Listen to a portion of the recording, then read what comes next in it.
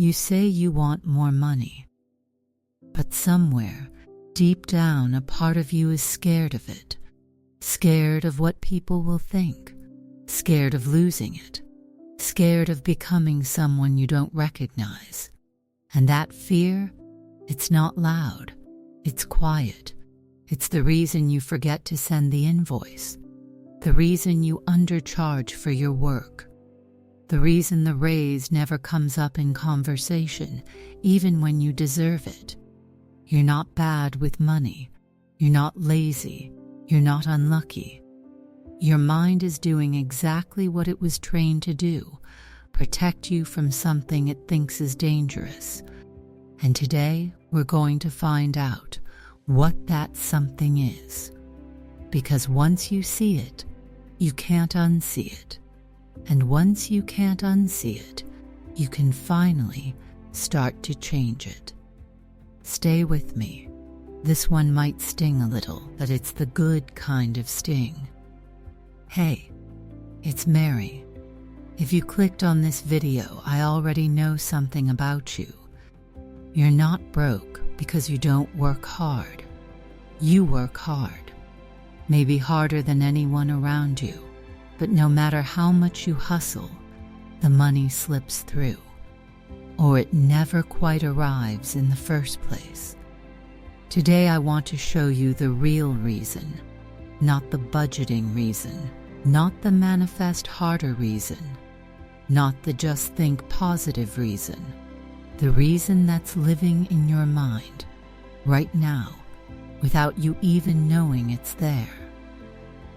By the end of this video, you're going to understand your own money story better than you ever have.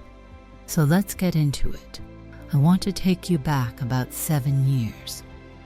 I was sitting on my bedroom floor, bills spread out in front of me like a bad hand of cards.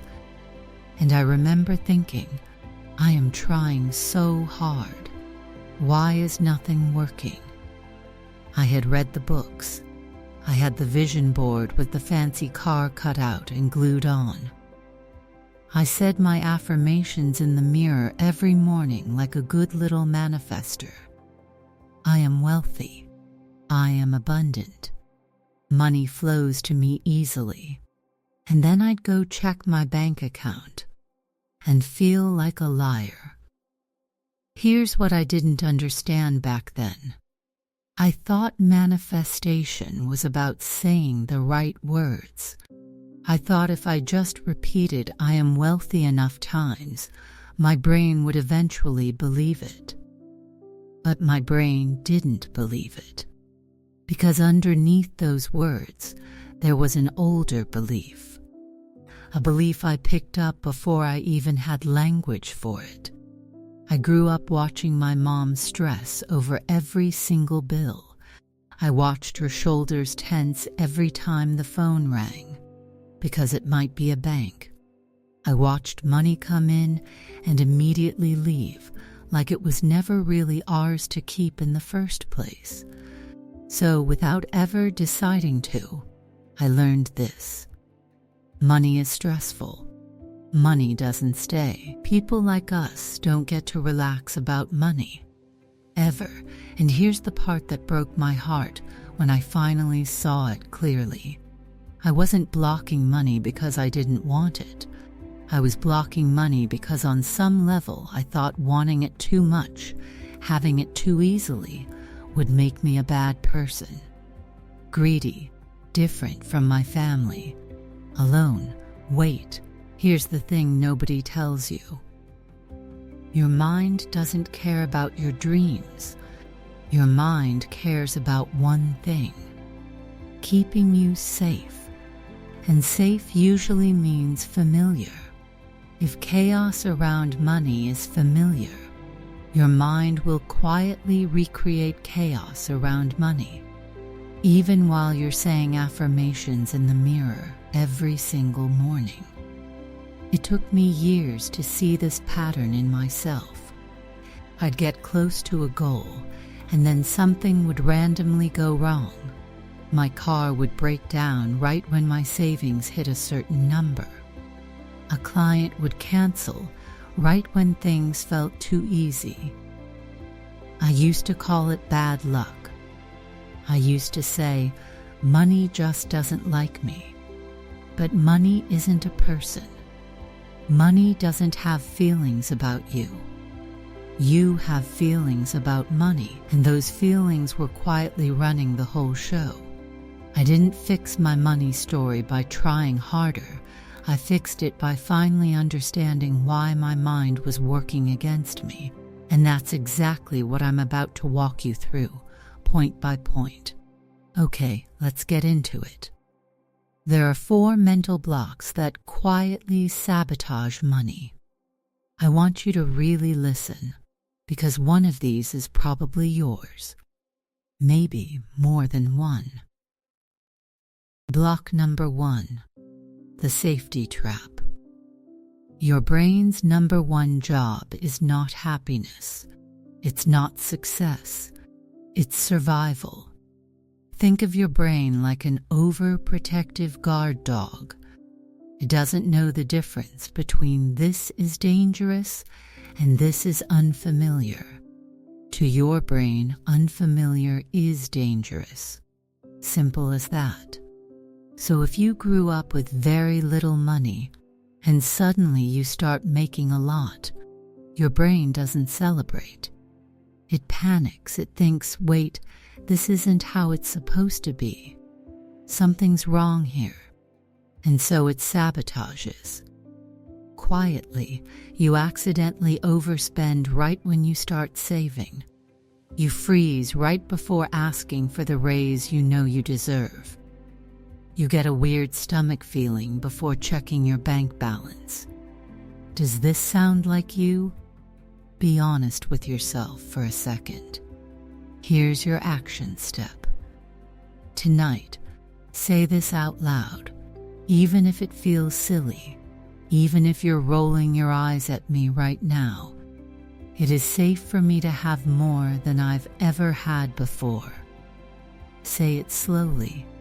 Let your body actually feel it, not just your mouth say it. Your nervous system needs to hear it, not just your ears. Block number 2, identity ceilings. Here's something wild. Your bank account doesn't just reflect your effort, it reflects your identity. You have a number in your head, even if you've never said it out loud, of how much money someone like you is supposed to have. And if you somehow go above that number, your mind will find a way to bring you back down. A surprise expense, a slow month, a mistake that costs you exactly what you just gained. It's not bad luck, it's your identity, quietly correcting itself back to where it feels normal. I had a client once who kept hitting the same income ceiling year after year, no matter what she tried. New job, new skills, new hustle, same ceiling.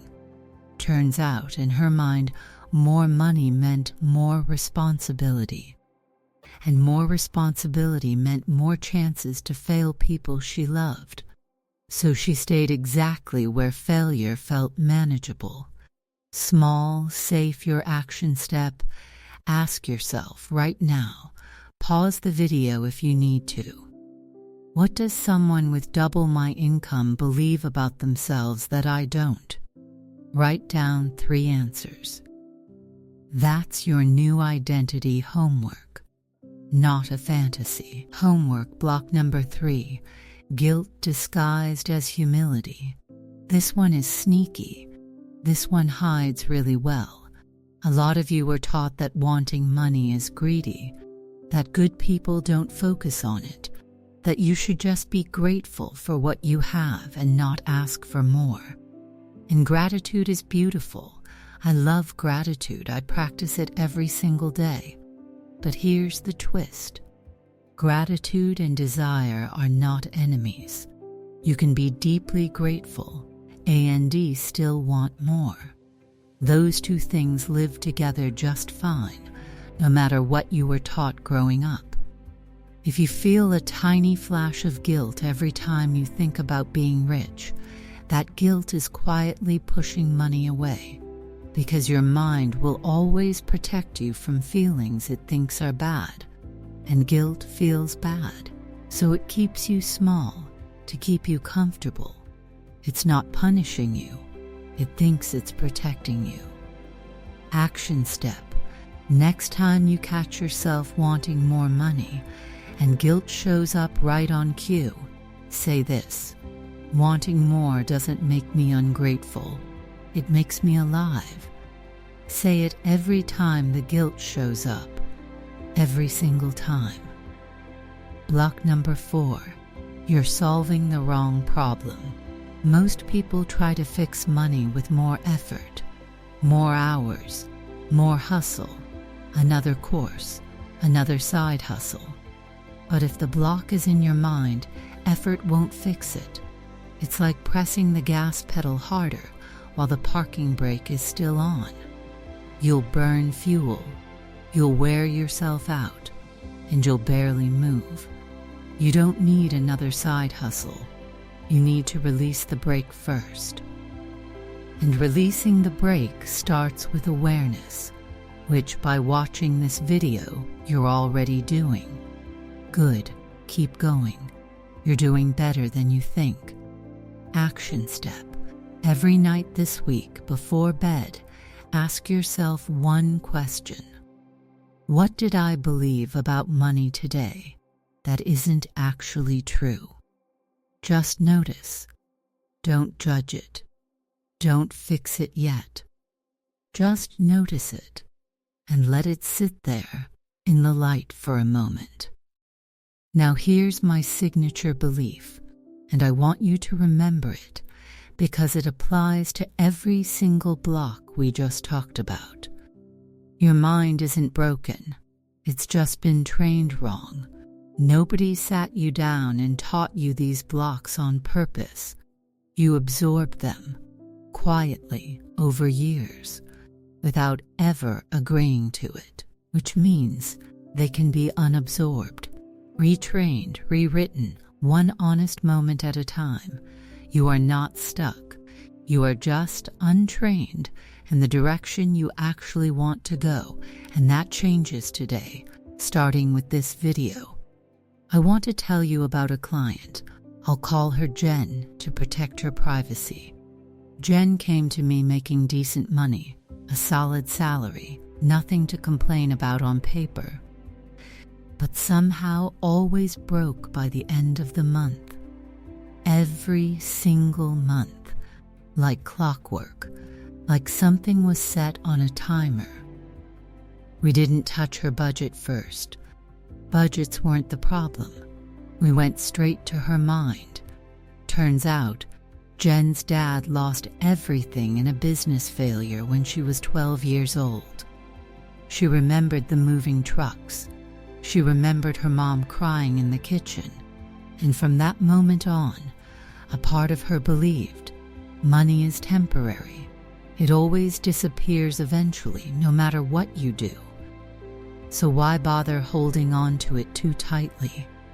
Once we found that belief, we didn't just affirm it away with a sticky note on the mirror. We worked on it slowly. Real awareness, real repetition, small daily reminders that she was not her father, and her story could be different from his.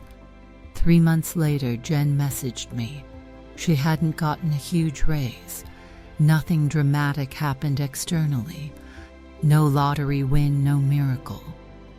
But for the first time in her adult life, she had money left over at the end of the month. Not thousands, just some left over, still there when the month ended. She said something to me I'll never forget. She said, "Mary, I didn't know money could just stay. That's the work. It's not about overnight millions. It's about finally letting money stay, instead of unconsciously pushing it back out the door the moment it arrives." Let's bring it home. Quick recap. because I want this to actually stick with you. Your mind protects you by keeping things familiar, even if familiar means broke. You have an identity ceiling for money, and your results will match it until you raise it on purpose. Guilt disguised as humility keeps you small, quietly, without you even noticing. And effort alone can't fix a mental block. Awareness can. Only awareness can. Here's your one action for today. Just one. Don't overwhelm yourself with all four. Tonight, before you sleep, ask yourself, what did my family teach me about money without ever saying it out loud? Write down the answer. That's where your real work begins. If this hit something in you today, I'd love to know. Drop a comment and tell me the belief you just uncovered. I read every single one, even when there's a lot of them. And if you want more of this, hit subscribe. This channel is for you, for the version of you that's tired of trying so hard and getting nowhere, for the version of you that's ready for something to actually change. Here's what I want you to remember. Long after this video ends, you were never bad with money. You were just carrying a story that was never yours to carry in the first place. Put it down. Let something new grow in its place, starting right now. You've got this. I mean that.